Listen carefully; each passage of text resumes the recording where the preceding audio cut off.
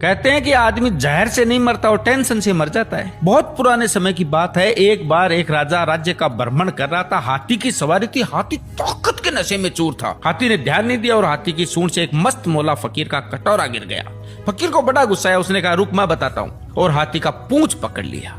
हाथी ने पूरी ताकत लगा दी, पर हाथी एक कदम भी आगे नहीं बढ़ा सका। राजा ने पीछे मुड़ के देखा तो फकीर के हाथ में हाथी का पूंछ था। राजा को बड़ा अचंभा हुआ कि एक फकीर में इतनी ताकत। राजा फकीर के पास में गया और बोला कि आपकी जगह फुटपाथ पे नहीं है, आपकी जगह तो राज दरबार में होनी चाहिए। आप इतने ताकतवर हैं, आप हमारे साथ चलिए। आपको कुछ नहीं करना है, केवल राज दरबार के राज मंदिर में एक दीपक जलाना है सुबह 4 बजे और आरती करनी है और कुछ नहीं करना। फकीर ने कहा, ठीक है, अच्छा खाने पीने को मिलेगा। थोड़े दिन बीते कि एक दूसरे राज्य का राजा से मिलने आया। राजा ने रोब जमाने के लिए बोल दिया कि हमारे राज्य की सेना और प्रजा की तो बहुत दूर की बात है, हमारे राज्य के तो फकीर भी इतने ताकतवर हैं कि एक बार तो हाथी को पकड़ ले तो हाथी भी एक कदम नहीं बढ़ा सकता।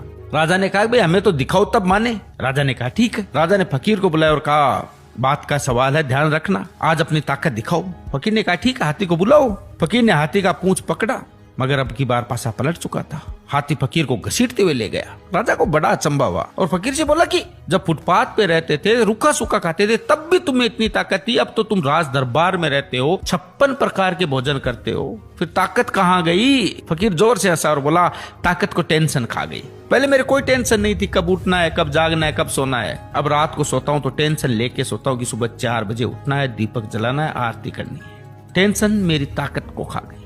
यही हालत आज के समय की है। हम सोते हैं तो हजारों टेंशन लेके सोते हैं, जो हजारों बीमारियों को न्योता देती है, जबकि हमें पता है कि टेंशन करने से कुछ नहीं होगा। वही होगा जो भगवान को मंजूर होगा। फिर टेंशन करने का क्या फायदा? आनंद से जिए, मजे करें। जय सिया राम।